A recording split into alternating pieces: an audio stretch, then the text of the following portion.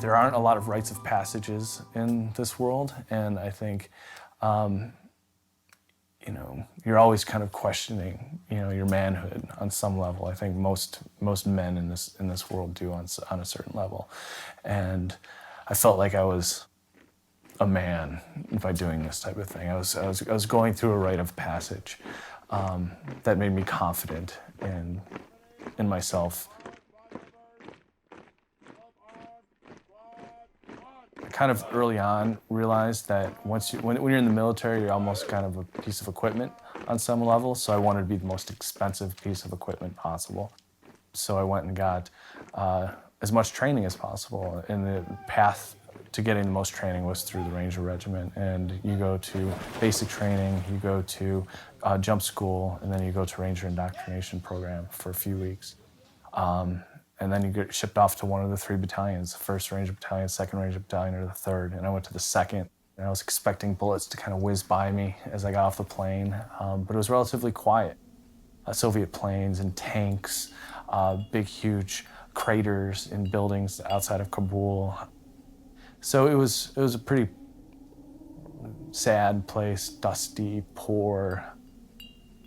And, here we were, just kind of looking for a mission. We'd have a neighbor come up to us and say, hey, my neighbor is a member of the Taliban. You guys should go get him. And so we'd go in there, wrap the guy up, put a bag over his head, send him off to Guantanamo or the like. And then that neighbor who had pointed him out gets that guy's property, gets a few $1,000s from the US military that was bringing in millions to the country.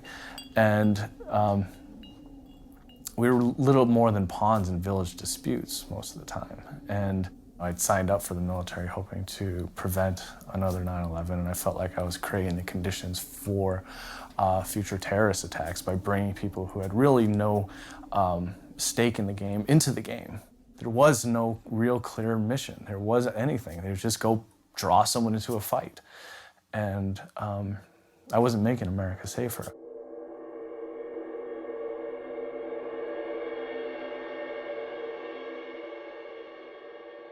And so when I got back, I said, I can't do this anymore. And so I decided to become a war resister. I was, one of the best Rangers. Physically, I was pretty fit. I had a college degree. So people are almost kind of scared, I think, to kind of really engage me on it. So there was just mostly silence. And, I'd hear stuff, from a passing truck, pussy or, that type of thing. But in general, it was, just silence. And, that's kind of deafening in itself, particularly, when you're used to, there's kind of a famous bond amongst soldiers, that I had developed on a certain level when you kind of were in a combat zone. And to not have that support was kind of frightening. And you never knew what was going to happen, too. I mean, there's a lot of people really committed to the mission. And if you're questioning the mission, you're not just questioning the mission, you're questioning them. And a lot of people took that personally.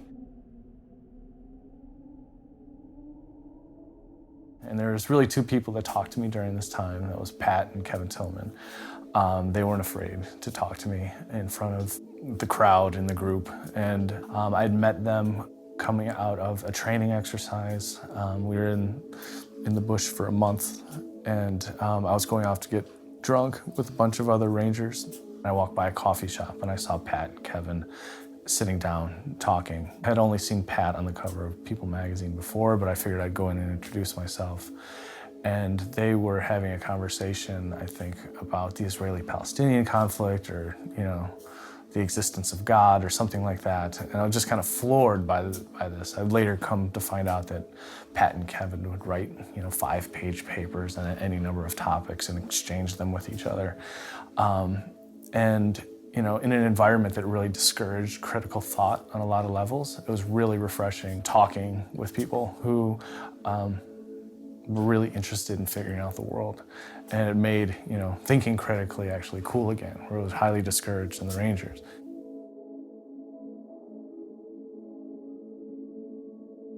First, they ignored me for a long time. I said, you know, I refuse to fight anymore. They sent me to the chaplain who was in what was kind of a war hero in Mogadishu. And so he really didn't have a lot of patience for it. You know, God understands just wars kind of thing. Don't worry about it. This is a just war. What about your brothers to your right and left? There was a lot of guilt for leaving. There wasn't a lot of like discussion or assessment over the overall mission. It was about following through with my commitment and not leaving my brothers and sisters, and also not understanding God's overall plan, you know, and the plan was, you know, kind of a manifest destiny kind of thing. You know, this is what we're supposed to be doing. And they would just kind of brush me off, and this went on for 6 months. And I ended up calling the Inspector General, and even that really didn't help anything. So I was really expecting to go to jail, because that's what I was being threatened with, or going to the big army to become a bullet stomper. I was called down to formation, and I thought this was the day, you know, I'm going to jail. And they said Pat Tillman was killed in an enemy ambush in Afghanistan. He died a hero. You know, I was kind of overwhelmed. This was kind of, him and Kevin were the, you know, two people that weren't scared to talk to me during this whole process. And now he's gone, this larger than life figure is gone. And I felt incredibly sad.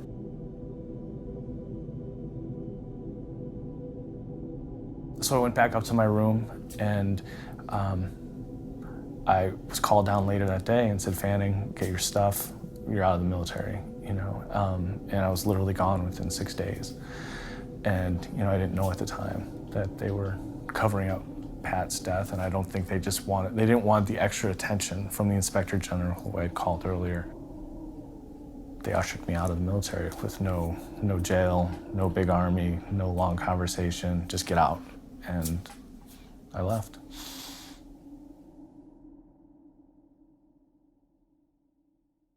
I didn't speak about it to anybody. You know, I let my family thought, you know, I basically came back, and that's a war hero. He went off to war and he came back. I was embarrassed. I didn't want to tell anybody about my situation, but I also kind of felt like I was half of a person, and I just was scared to talk to people a lot of times. I was scared to talk about my history. I didn't want to ever talk about myself, and I just couldn't live my life as half of a person. So after 5 years, I decided I just needed to have a complete change.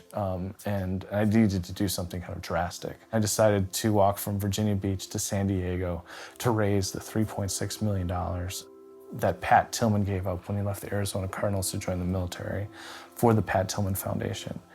And, you know, that was kind of my way of, number one, fulfilling my duty to the military, because I was walking for veterans. I was walking for the only veteran that really stood up for me. I was looking for a worldview. I was looking for a better way of looking at life, and I really didn't find it walking across the country, even though I did realize that the people that live in this country, you know, everybody's got an amazing story. When I got back, I decided to retrace my steps through history books. I walked where Nat Turner had his uprising. I walked where Ida B. Wells wrote her anti-lynching papers, and the San Patricio Battalion rose up against the U.S. Army and refused to fight the Mexicans in the Mexican-American War. The San Patricio Battalion was a group of Irish immigrants that came to the United States and were asked to fight the Mexicans in the Mexican-American War, and said no. You know, where Dolores Huerta organized farm workers. I found all this stuff through the places I've walked, where Troy Davis was executed, and I kind of learned about kind of more of a people's history, you know, when I got back, because I was still so unfulfilled by this walk, and I felt like I needed to learn more about the roads I walked over, and history was kind of the way to do it.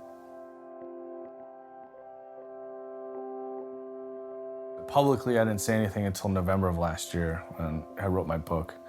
Writing my book was kind of my way of telling my family and my friends that this is what happened. So it was 10 years after the fact. And So I have a lot of sympathy for people. You know, there's been 40,000 war resistors since 9/11. You don't really hear them speaking out publicly about the war and why they resisted, because it's not easy. I mean, we live in such a patriotic, you know, world where you're honored at football games, you're honored at baseball games and concerts and all this type of thing. And you need any job you can get, you know, and if you're speaking politically against the war, then you're less likely to get those jobs. It's a scary thing to tell people that you're leaving the military, that you left the military as a war resistor. I'm pretty much the black sheep of the family now.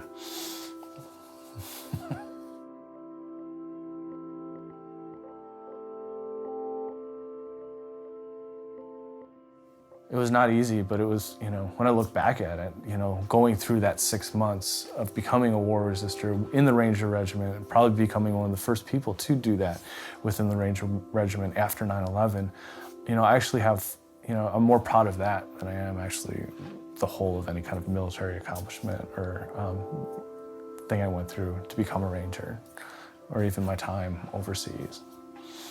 Certainly more proud of that.